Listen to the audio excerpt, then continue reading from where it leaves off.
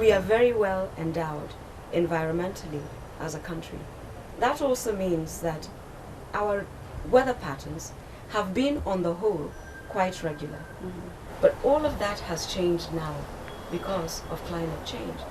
Clearly, what we need to do is to understand and appreciate that these cycles are the new normal. We should not be waiting for the drought and then we start scattering around. Meanwhile, people are already facing the food insecurity and so on. That is why we must store water. That is why we must increase the amount of irrigated agriculture. That is why we're encouraging farmers, those that can, to use greenhouses as much as possible to combat the negative consequences of climate change. But the easiest way of controlling that is by rehabilitating our landscapes, to stop cutting down trees, to maintain our water towers. That is really the easiest way. In order to combat climate change, we have to provide early warning systems. We now have, in 17 countries, automatic weather stations that provide early warning in terms of when is it going to rain, how much rain can we expect.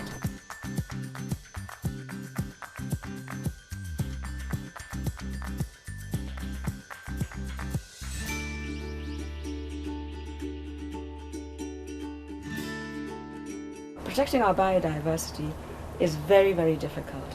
Why? Because the space of Kenya is not growing, but the population is growing. Demand for development and infrastructure is growing. We are also trying to promote sustainable development, maintain our biodiversity, but at the same time grow our infrastructure. But we also see that what a country that is as well endowed as ours can also use this to generate revenues for the economy. Tourism being a very important sector in the country, and our tourism is largely based on wildlife. In other words, it's largely based on our biodiversity. Once we can encourage our communities to understand and appreciate that conserving their biodiversity generates revenues to improve their livelihoods, they are the frontline protection.